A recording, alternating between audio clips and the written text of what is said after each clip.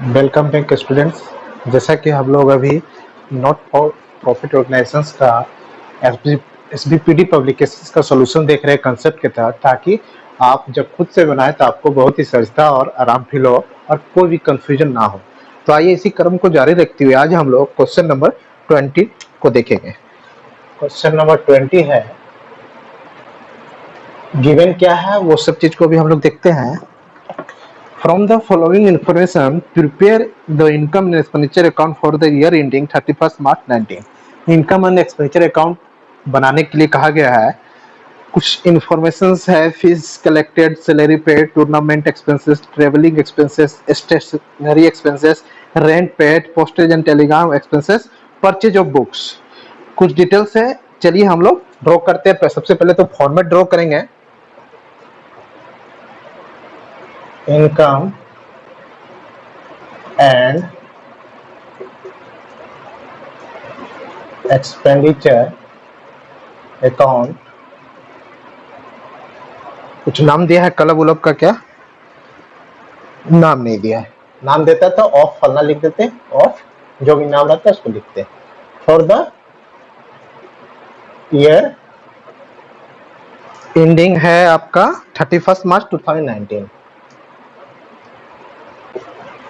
31 मार्च 2019 clear है। Heading हो गया, दो साइड होता है इसका। एक होता है आपका एक्सपेंडिचर डेबिट साइड, जिसको एक इनकम साइड होगा, इसको हम लोग इनकम बोलते हैं। जस्ट ये आपका प्रॉफिट एंड लॉस, जिसे ट्रेडिंग और प्रॉफिट लॉस ट्रेडिंग व्यवसाय में बनता है, ट्रेडिंग बिजनेस में, उसी तरह नॉन ट्रेडिंग बिजनेस मतलब एनपीओ में भी उसका सब्स्टिट्यूट क्या है, इनकम एंड एक्सपेंडिचर अकाउंट। इधर होगा आपका एक्सपेंडिचर, जैसे वहां पर रहता था लॉस, एक्सपेंडिचर्स रुपीज। इधर इनकम को हम लोग शो करते हैं क्रेडिट साइड में। फॉर्मेट रेडी है। अब फॉर्मेट के अकॉर्डिंग हम लोग क्या है, एक एक आइटम को पढ़ेंगे और उसका ट्रीटमेंट देखेंगे। आइए,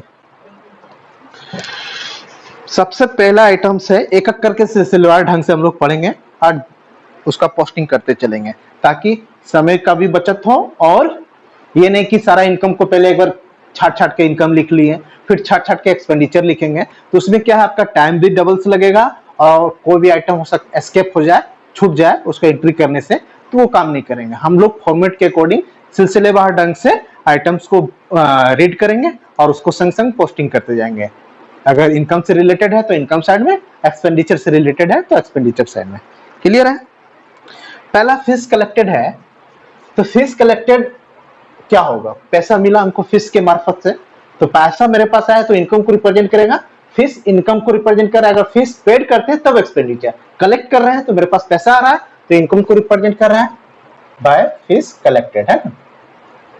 हाउ मच, गिवन अमाउंट है 4,20,000, मेंशन कर देंगे अमाउंट वाले कॉलम में, 4,20,000। कोई दिक्कत नहीं, कोई बच्चा को कोई डाउट नहीं। चलिए नेक्स्ट है सैलरी पेड की है सैलरी, तो मेरे लिए खर्चा एक्सपेंडिचर को रिप्रेजेंट करेगा, तो खर्चा साइड में दिखाएंगे, expenditure time to salary.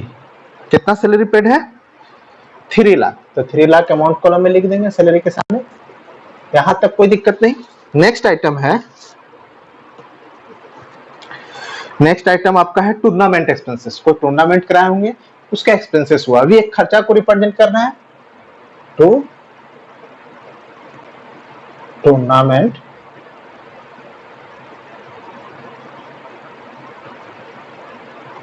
Expenses, है ना। टूर्नामेंट एक्सपेंसेस कितना है, हाउ मच, 15,000, तो अमाउंट वाले कॉलम में 15,000 लिख देंगे। फिर कुछ इनकम या खर्चा होगा, ट्रेवलिंग एक्सपेंसेस, फिर खर्चा है तो खर्चा वाला साइड में ट्रेवलिंग एक्सपेंसेस। कितना अमाउंट है, ट्रेवलिंग एक्सपेंसेस का अमाउंट है 18,000, तो 18,000 अमाउंट वाले कॉलम में पुट करेंगे, कोई दिक्कत नहीं। फिर सिलसिलेवार उसी वे में चलेंगे। कुछ स्टेशनरी पर खर्चा है तो वो भी खर्चा है, तो खर्चा वाले साइड में स्टेशनरी एक्सपेंसेस। कितना, हाउ मच, 18 के बाद है 15,000, 15,000 ये भी है, इसको भी 15,000 मेंशन कर दिए। नेक्स्ट है रेंट पेड किए, कुछ किराया उराया दिए हैं, कोई बात नहीं, ये भी खर्चा को रिप्रेजेंट कर रहा है, सारे खर्चा को खर्चा साइड में ही दिखाना है। टू रेंट कितना 12,000, यहां तक कोई दिक्कत किसी बच्चा को नहीं है। फिर आगे का आइटम्स हम लोग देखते हैं, पोस्टेज एंड टेलीग्राम, कुछ खर्चा हुआ पोस्टेज और टेलीग्राम के नाम से, तो उसी नाम से इस खर्चा को दिखाएंगे, पोस्टेज एंड टेलीग्राम, है ना। कितना है, पोस्टेज एंड टेलीफोन है ना, टेलीग्राम नहीं है, तो हम लोग टेलीग्राम की जगह क्या लिखेंगे, टेलीफोन। जो नाम है खर्चा का उसी नाम से हम लोग को लिखना है, टू टेलीफोन। ठीक है, पोस्टेज एंड टेलीफोन कितना एक्सपेंसेस, हाउ मच 10,000, तो 10,000 अमाउंट कॉलम में उसके सामने लिख दिए। अब एक और बच गया आइटम, परचेज ऑफ बुक।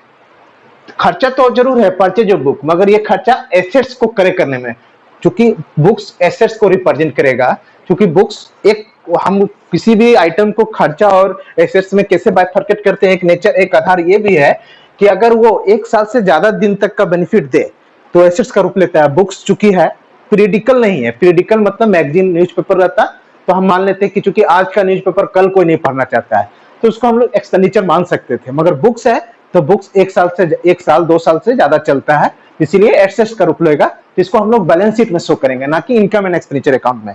इसलिए हम लोग बुक्स को यहाँ पर एस्केप करेंगे, बुक्स को हम लोग नहीं दिखा सकते हैं क्योंकि वो एसेट्स का रूप ले लिया। अब हम लोग इसको क्या करेंगे, बैलेंसिंग करेंगे। सारा ट्रीटमेंट हो गया, बैलेंसिंग कर लीजिए। डेबिट साइड ज्यादा है या क्रेडिट साइड, देख के ही लग रहा है कि आपका क्रेडिट साइड ज्यादा है, तो क्रेडिट साइड का टोटल लिख लेते हैं, या आप दोनों साइड को रफ में जोड़िए, उससे भी आपको पता चलेगा। 4,20,000 दोनों साइड रहेगा, जैसे लेजर का बैलेंसिंग करते हैं उसी तरह सेम वे में करना है। 4,20,000 सेम वे में आप क्या करेंगे, कितना यहाँ पर लिख ला, क्रेडिट साइड ज्यादा हो तो उसको हम लोग सरप्लस बोलते हैं, अगर डेबिट साइड का ज्यादा हो तो क्रेडिट साइड में क्या लिखेंगे, डेफिसिट। सरप्लस इधर लिखाएगा और डेफिसिट इधर। डेबिट वाला एक्सपेंडिचर ज्यादा हो जाए तो डेफिसिट, लॉस ना करके, ट्रेडिंग व्यवसाय हम लोग उसको लॉस बोलते थे, और प्रॉफिट, यहाँ पर आप इनकम एक्सपेंडिचर निकाल रहे हैं तो इनकम वाला कॉलम ज्यादा हो जाए तो सरप्लस कहलाएगा, क्योंकि हम प्रॉफिट और लॉस अकाउंट नहीं बना रहे हैं, यहाँ हम इनकम और एक्सपेंडिचर देखना चाहते हैं। तो कितना पैसा बचा हुआ सरप्लस, और कितना पैसा अगर डेबिट साइड का ज्यादा हो गया, इनकम ही कम हुआ तो खर्चा घाटा हो गया, कमी है, तो उसको डेफिसिट नाम दिया जाता है। या एक और नाम, excess of income over expenditure, excess of income over expenditure, जितना एक्सपेंडिचर है तो उसको सरप्लस, और एक्सेस ऑफ एक्सपेंडिचर अगर ओवर इनकम हो तो डेफिसिट। क्लियर है, तो यहाँ पर हमको लगता है सरप्लस का सिचुएशन है, इस सबको जोड़ के 4,20,000 में घटाएंगे। तो देखिए ऐड करने के बाद हम लोग लिखते हैं, नीचे लिख लेते हैं 000, 5 8 13 5 18 और 2 20 के शून्य हाथ में, अभी 2 है, 2 3 5 6 7 8 9 10, सॉरी हाथ में 2 था, 2 और 1 3 4 5 6 7 हो गया,